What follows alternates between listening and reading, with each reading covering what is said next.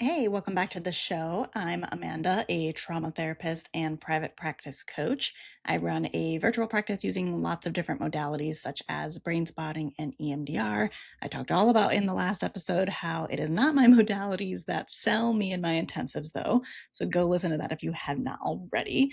But I also spend a lot of time teaching therapists how to build a practice around intensives instead of the endless 50-minute grind. And if you have been listening to this podcast for a while, you've probably heard me mention my rate before. I charge $1,500 for a 3-hour intensive. And I know there are a lot of therapists that I've worked with. Some of you may have even heard me talk about that. I think I used to use it as the name of one of my webinars that's recorded, like how to charge $1,500 for a 3-hour intensive. But I need to change a lot of that marketing. And this is what I'm deep diving into on today's podcast episode, because the whole point is not for you to charge what I charge. This $1,500 number, this is not specifically what you're supposed to be working towards. So I don't expect you to do that. And I'm going to break down what I do and why I do what I do. So $1,500 for a 3-hour intensive is my number, but it's not your number. And it was never supposed to be. But I hear from therapists all the time who keep looking at all these spreadsheets and fee calculators. They're looking at other people's rates, trying to kind of reverse engineer what should I charge based on what someone else is charging.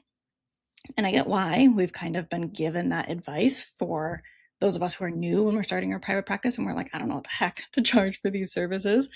Numbers are super easy to compare, right? Like they are clean, they fit in a text thread. What do you charge for an intensive? What's your hourly rate? What's your caseload look like? But comparing numbers is the easy question dressed up as the hard one. So today I want to get to the actual hard question, the one underneath all of that comparison. So let's get into it. The pattern I see on lots of calls that I have with therapists, especially inside my Therapy Intensive Academy, and probably a ton of the Facebook group threads that I've seen back when I was in Facebook groups. I really hate them. I find that to be one of the most toxic places on the internet, so I don't do it a lot. But a lot of people will ask questions around like, hey, what are you all charging for a half day intensive? And like 40 comments can roll in with people saying $900, $1,200, $1,800, $2,500. People start comparing their number to the numbers in the thread. And depending on where they land, they either feel a little smug, like, ooh, look at me, I'm doing actually pretty good. Or they feel really anxious, like, fuck, I must be doing something wrong. That comparison then can start to feel a little bit productive, right? It starts to feel like research. But watch what it actually does to you if your rate is lower than the thread and you start to wonder if you're undervaluing yourself and you just raise your rate without really knowing why, you're like, I don't know, other people charge that, so maybe I can too. Then, that's when we start to get a little bit too into our head and a lot into our anxious part of our brain when we just raise a number because some other stranger on the internet changes more, right? Like if your rate is higher, maybe you get a little defensive, you get a little like, well, let me justify this, and you start building your pricing page around proving you deserve the number instead of around what your client actually gets. Either way, the number starts to become the whole conversation, right? It's your rate, my rate, her caseload, his income goal. It's all just numbers stacked against other numbers. And again, totally understand the pull. Numbers are concrete. They don't require you to sit with anything uncomfortable. I charge $1,500 for my therapy intensives. And again, that's my starting package. That is a fact you can say out loud in a group, right? Okay, this is what I'm doing. But communicating why you're doing what you're doing, why you're charging what you're charging, that is much harder to say concretely and concisely, right? But typically it's something like this. I'm trying to build a life where I don't feel trapped by my own calendar, right? That is 99% of the therapists that I've talked to. 1% of them, everyone cares about providing their clients with better quality clinical care, but a lot of us feel trapped in our own calendar. And that's where these therapy intensives look like a really good option of what to incorporate into our schedule. So we default to the easy question. What's your rate? What's your caseload? What's your income goal for the year? We treat practice building like it's kind of a math problem when a huge amount of it is actually an identity problem that is wearing the spreadsheet as a little bit of a disguise. And what I want you to notice about that comparison trap specifically is that it's keeping you focused on someone else's practice instead of your own life. So many people are like, well, Amanda, I was looking at your website and I kind of stole this framework from your website. And I'm just like, you're welcome to do that for research purposes. Obviously, please do not copy paste anything verbatim from my website to yours. That is copyright infringement. But it's keeping you focused in the wrong place. You can spend years chasing a number that, even if you hit it, doesn't actually change the thing that was bothering you in the first place.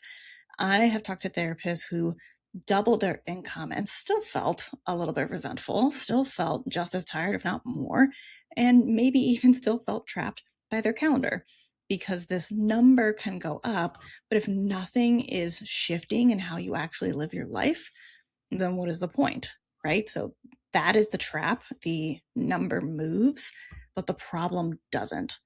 So if the number isn't the real question, you might be asking, what is?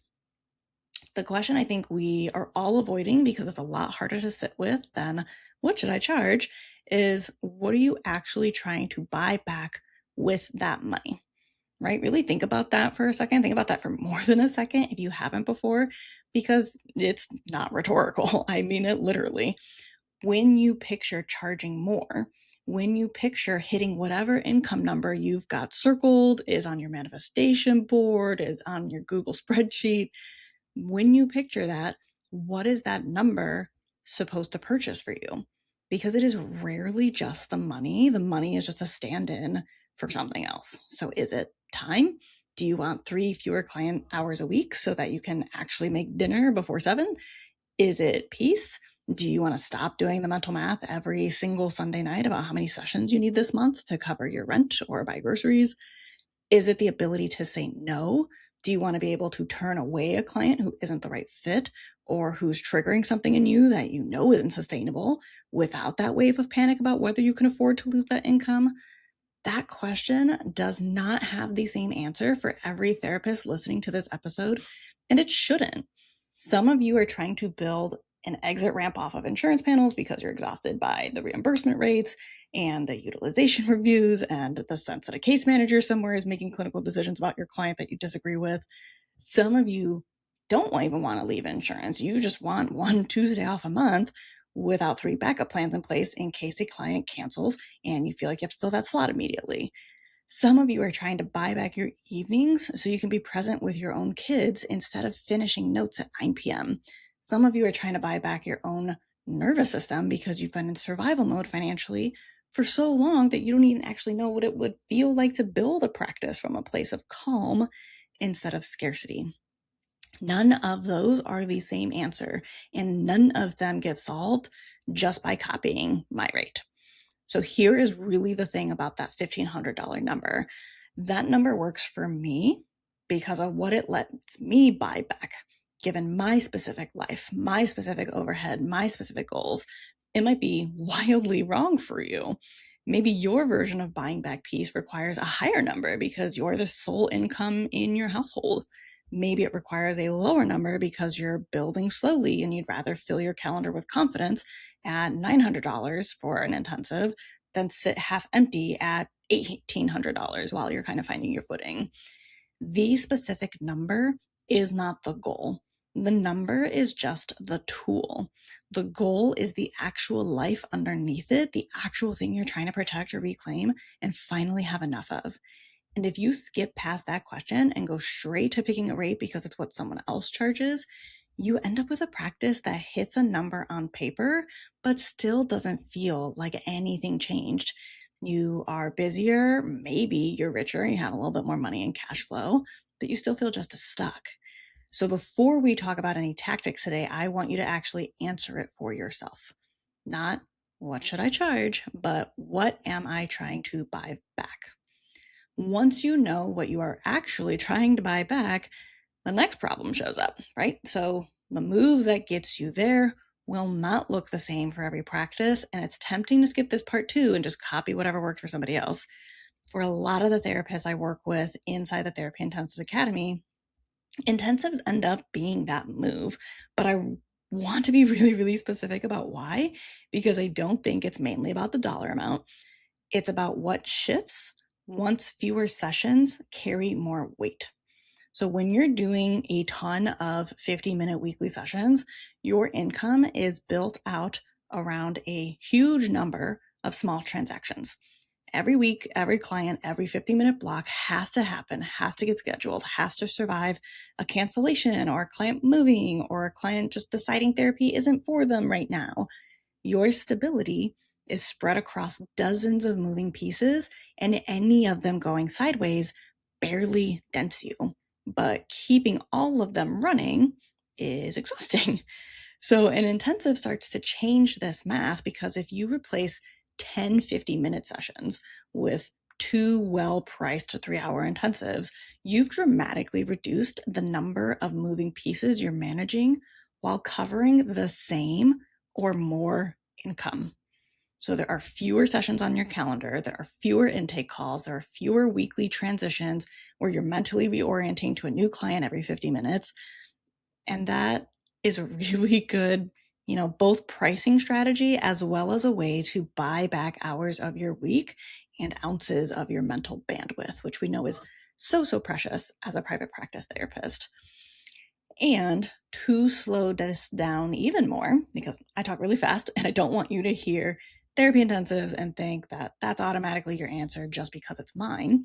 But if what you're actually trying to build and buy back is predictability, a steady known income every single week, intensives actually can initially feel less predictable while you're building that muscle, because you are filling fewer, bigger slots instead of many small slots. If what you're trying to buy back is time with your own kids in the after school hours, you need to build an intensive model that doesn't require you to work nights and weekends to accommodate other people's schedules, which is its own decision you have to make on purpose, not out of guilt, not by accident. And this is exactly the part that gets skipped when everyone's comparing numbers in a Facebook thread. Nobody is asking, well, what do you actually want your Tuesday to look like? They're asking, what do you charge? And the second question, again, is so much easier to answer when we let it stand in for the first one. This real work around rate setting is not about just finding the magic rate. It is figuring out which structure, which format, which pricing actually produces the specific outcome you just thought to yourself a few minutes ago. For some of you, that's intensives. For some of you, it's a weekly caseload that is smaller at a higher rate. For some of you, it's a hybrid. It's a few intensives a month layered on top of a lighter weekly practice. The structure serves the goal, right? That is the whole point of this, not to have a goal and then try to be like, well, I don't know how to make this happen, but here's my goal and here's my structure. So to get really, really concrete, because I think this is where a lot of us stay stuck in the vague and really wanting to actually build something, right? We have to get out of the vague space.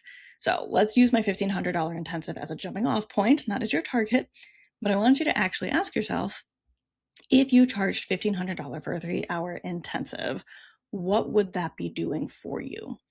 Would that number let you drop down to 2 intensive days a week and call it a full practice? Would it let you finally close your insurance panels? Or is $1,500 not even the right number for your overhead, your market, your goals, and you need to actually sit down and figure out what number would make you happy and give you the things that you actually want and need? And again, it's not a question with a universal answer. It is a question you have to do the math on, honestly, with your actual bills and your actual goals in front of you, not just the number that you saw on a comment thread or on my website. A second question that I want you to sit with is, what would you charge per hour if you knew with total confidence that you could successfully book clients at that rate, right? This probably may not feel like what you currently charge because you might be scared to test a higher number.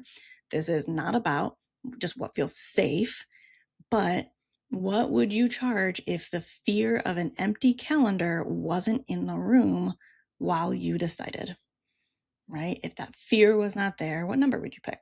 I know a lot of people say like, oh, this feels wild, but 200, 250, 300. And then they actually book clients at that number once they learn the right marketing strategies that I teach them inside the Therapy Intensives Academy. Most therapists have never actually let themselves answer that question honestly, because again, the fear answers the question first. But it is worth writing down, even if it feels uncomfortable, even if the number that comes to mind seems too high. And here's a third one, because I mentioned nights and weekends earlier, and I don't want to gloss over that because I get a lot of questions about it. But what would actually make it worth it to you to work an evening or a weekend if a client wanted to schedule an intensive during those hours? I am definitely not saying that you have to do that. Plenty of thriving intensive practices run entirely with a Monday through Friday, 9 to 5 kind of situation. And that's a completely valid boundary to hold. But if you are someone who'd consider it, what would need to be true for that trade to actually feel worth it? Is it a rate that is even more of a premium for after hours booking? Is it capping it at no more than once a month? Is it simply knowing you get to choose when instead of it being expected of you? That all of those answers, those are yours to define. They are not mine, and they're definitely not the internet's from a stranger that you probably will never meet in real life. So notice what all three of those questions have in common. None of them are, what does everyone else charge? They're all versions of, what do you actually want and what would it take to get it, right? This is a completely different exercise than just pricing by comparison. And it's the one that actually can help you produce, here's my rate, here's my structure, and here's a schedule that I can live inside of and be excited about instead of resentful, right? That is not the point, to be resentful of your own practice. You all left whatever situation you left because you were resentful. Don't do this to yourself in your own practice. This is exactly the work I walk therapists through inside the Therapy Intensives Academy. I do not just say, here's my rate, go copy it. I work with you on, what is your current rate? What do you want your intensive rate to be? Do those rates even work for you? Do we need to increase it? How does the marketing match that? How do we get your mindset to match it too? Structuring an intensive model around your actual life, pricing it based on what you're trying to buy back rather than what the person 3 names down on the insurance panel list charges, and building the website and marketing that lets you say your number with confidence instead of an apology that is kind of built into the copy. If you've been stuck comparing your numbers to everyone else's for months, Therapy Intensives Academy is where you stop doing that and start building the version that is actually yours. I cannot tell you the number of therapists I've talked to in the past week. This is August 2026. In the past week, who are like, I am overwhelmed with how many people are reaching out to me. I cannot keep up with my voicemails and my emails and my contact forms. That can be your reality. I know there's a lot being said out there these days about the economy and being fearful to get off insurance panels or to charge a premium rate, but people are out there who will bang down your door if they can find you, right? Forget all about big tech and what you're hearing about it being pointless trying to quote unquote compete against them. You do not have to worry about it. There are things you can do to make this work for you. So before you open one more thread, whether that's on Facebook, Instagram, I don't care where you're looking at it, but if you are looking at just comparing rates, again, I want you to answer the question that is actually underneath it, because this is not a competition and it's not just what does the market hold? Or do you live in a low cost or high cost of living area? But the real questions underneath it of, what are you actually trying to buy back? If you want time, you want peace, you want the ability to say no without panic, a Tuesday that really belongs to you, your family, whatever's important to you. Once you really know that answer, the rate stops being a mystery. And if you want help figuring out the structure and the pricing and all of the marketing that actually gets you there, that is the whole reason the Therapy Intensives Academy exists, and it is still on sale. I will drop the link in the show notes if you want to sign up before that sale is over. Your rate, again, was never supposed to be my rate. It was supposed to be the number that buys you the life you're actually trying to build. So skip the comparison this week, right? Really just kind of sit with the real question of, what do I want and what is a small step that I can take towards actually having it? Thank you so much for being here and listening today. I will see you in the next episode.